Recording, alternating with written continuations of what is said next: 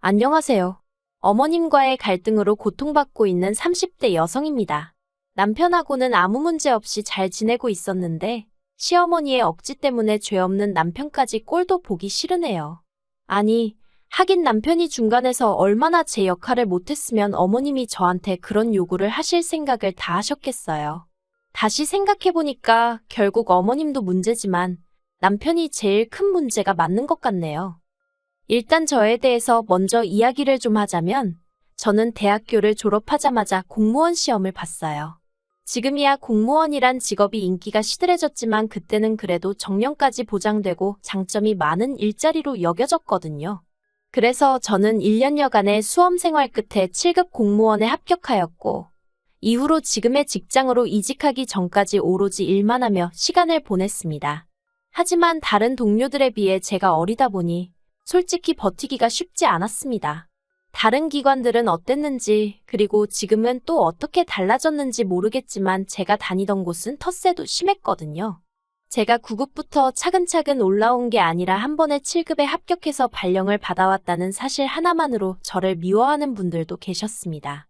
자격지심아니냐, 공주병 아니냐 하실 수도 있지만 사내 정치질을 겪어보지 않은 사람은 절대로 그때 제가 느낀 비참함을 이해하지 못할 거예요.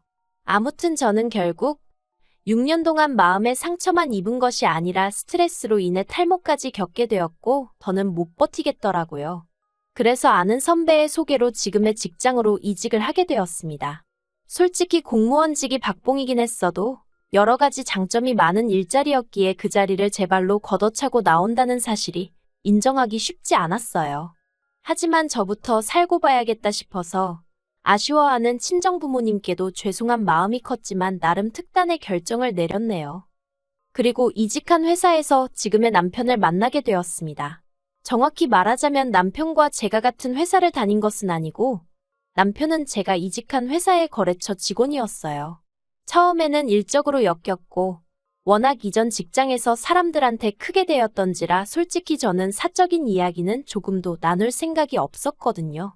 그런데 남편은 처음부터 제가 여자로 보였다면서 이리저리 열심히 들이대더라고요. 그렇게 한 1년을 밀당 아닌 밀당을 하다가 결국 죽은 사람 소원도 들어준다는데 산 사람 소원 한번 들어주자는 마음으로 데이트를 하게 되었습니다. 그리고 그 데이트를 계기로 저희는 급속도로 가까워져 연애를 시작했고요. 1년도 되지 않는 짧은 만남 끝에 바로 결혼까지 약속하게 되었지요. 하지만 이제 와서 말이지만 제가 결혼을 결심한 건 시부모님이 정말 좋은 분들이라고 생각했기 때문이에요. 솔직히 남편 하나만 놓고 말하자면 저도 좋아서 한 연애였지만 조건이 좋은 건 아니었거든요. 특히나 경제력만 두고 보자면 솔직히 저보다 조금 못한 상황이었어요. 물론 결혼을 결정하는 데 있어서 경제력이 전부는 아니겠지만 경제력을 제외한 다른 부분은 정말 거의 비슷비슷했기 때문에 하는 말입니다. 하지만 제가 어디다 대고 제 남편이 돈을 잘 버네 못 버네 그런 소리를 하겠어요? 솔직히 해봤자 제 입으로 제 남편이 저보다 못났다고 하는 것밖에 안 되는데 그러면 제 얼굴에 침 뱉기나 다름없잖아요. 그래서 주변 지인들은 물론이고 친정부모님께도 솔직히 남편에 대해서 조금 부풀려 말하기도 했습니다. 그리고 그렇게까지 하면서도 결혼을 결심한 거 처음에 말한 대로 시부모님들의 영향이 컸어요. 처음 시댁에 결혼 허락도 받고 인사도 드릴 겸 갔었는데 그때 시부모님이 보여주신 태도는 정말 인상적이었습니다. 사실 주변 지인들로부터 시집살이나 고부 갈등에 대해서 무시무시한 이야기를 워낙에 많이 들었던지라 기대는커녕 걱정이 태산 같았거든요. 그런데 그런 제 걱정은 기우에 불과했습니다. 시댁 현관을 들어서는 순간부터 어머님이 어찌나 저를 반겨주시던지 오히려 몸둘 바를 모르겠더라고요. 그리고 저를 보는 내내 시부모님의 얼굴에선 미소가 끊이질 않았습니다. 어머님이 말씀하시기를 당신은 늘 딸 같은 며느리를 보고 싶었는데 첫째랑은 그게 잘 안 되어서 참으로 섭섭하셨다는 거예요. 하지만 생글생글 웃는 저를 보고 있으니 저랑은 잘 지낼 수 있을 것 같다 하시면서 너무너무 기쁘다고 제 손을 꼭 잡아주셨지요. 그리고는 이 집에서 너는 손가락 하나도 까딱하지 말라고 하시는 게 아니겠어요? 그래서 제가 정말 좋은 어른들을 가족으로 맞이하게 되었다는 생각에 감사한 마음이 절로 들었고 앞으로 살면서 제가 정말 잘해야겠다는 다짐까지 했답니다. 시댁의 형편은 좋지 않았고 남편과 제가 한참 결혼 준비를 하던 와중에 아주버님의 이혼 소송이 마무리되었어요. 아주버님이 양육권을 가져오는 대신 위자료를 주게 된 상황이었는데 남편 말로는 그 위자료를 어머님이 내주시게 되었다더군요. 그때만 해도 그게 무슨 의미인지 이해하지 못했습니다. 단순하게 아주버님이 경제력이 없으신가, 당장 형편이 어려우신가 그래서 어머님이 빌려주시나 그 정도로만 생각한 제가 멍청했지요. 아무튼 그래서 어머님 아버님이 당장 저희 결혼에 보태줄 돈이 없다고 말씀하시더라고요. 대신 저희가 살다가 어려운 순간이 오면 그때는 잊지 않고 도와주시겠다고요. 그래서 알겠다 했습니다. 솔직히 저도 사람인데 전혀 기대가 없던 건 아니었거든요. 그렇다 보니 아무런 지원도 없을 거란 말에 실망을 하긴 했어요. 하지만 말씀이라도 언젠가 저희가 요청하면 그땐 꼭 해주시겠다 하셨으니 마음만이라도 감사하게 받자 생각하고 신경 쓰지 않으려고 했습니다. 그리고 다행히 친정어머니가 노후 대비로 가지고 계시던 오피스텔을 일단 저희가 집을 살 때까진 들어와서 살 수 있게 내주셨거든요. 오피스텔이긴 해도 방이 2개라서 둘이 사는데 어려움은 전혀 없어 보였고요.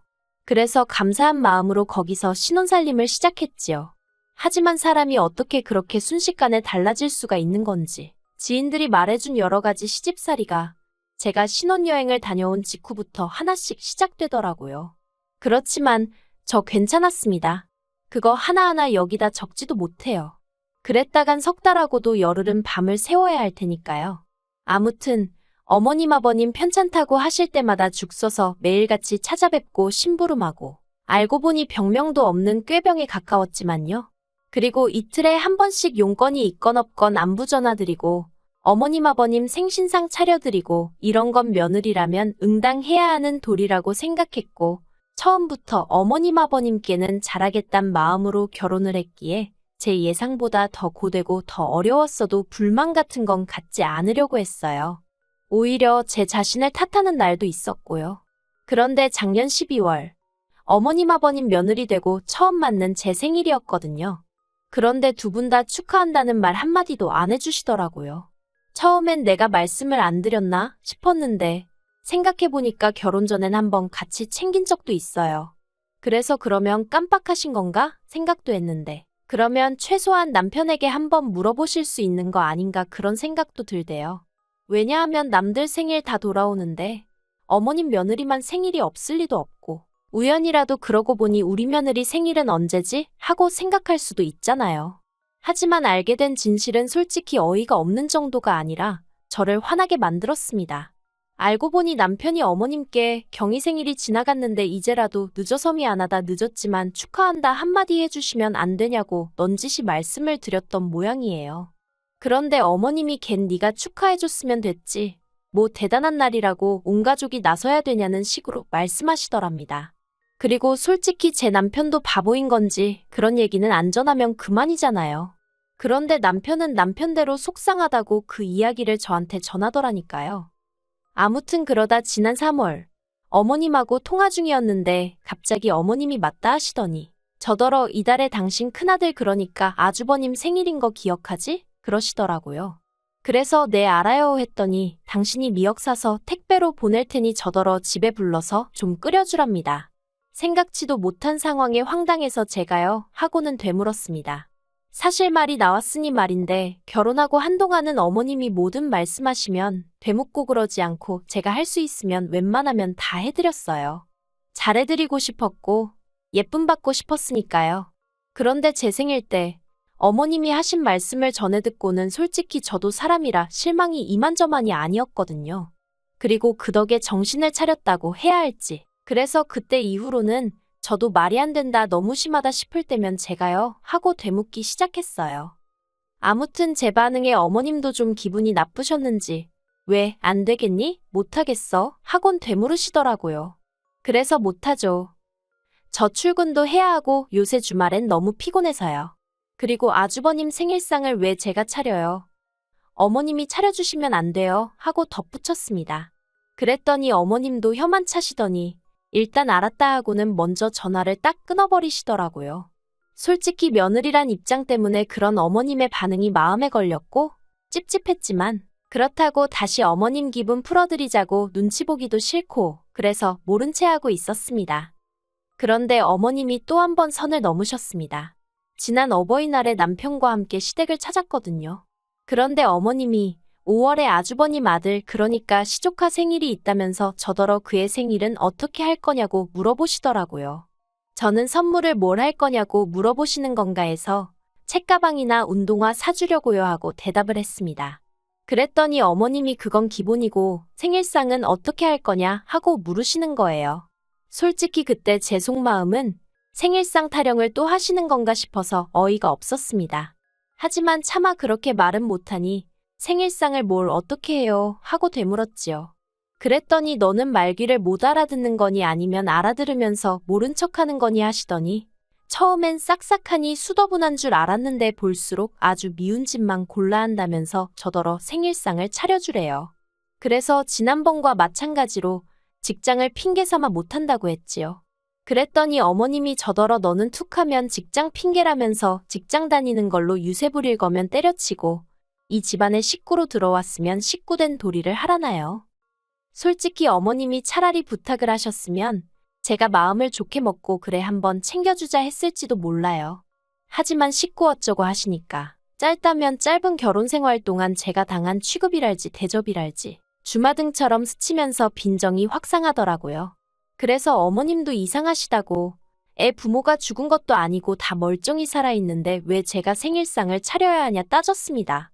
그리고 설령 애 부모가 죽었어도 그러면 조부모님이신 어머님 아버님 멀쩡하신데 왜 저한테 그러시냐고요.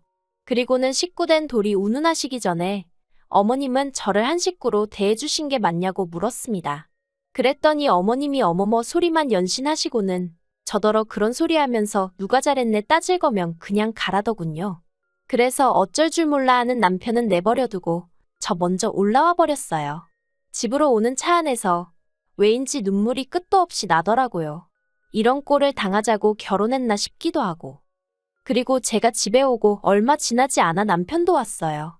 남편이 그렇다고 자길 버려두고 가는 게 어딨냐면서 자기가 그래도 아주버님하고도 이야기했다며 저를 달래주대요.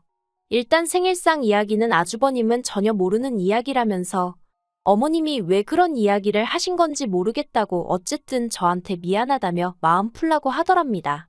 그리고 아주버님 말이 사실이건 아니건 간에 어쨌든 사과를 받았다 생각하니 마음은 좀 풀리더라고요.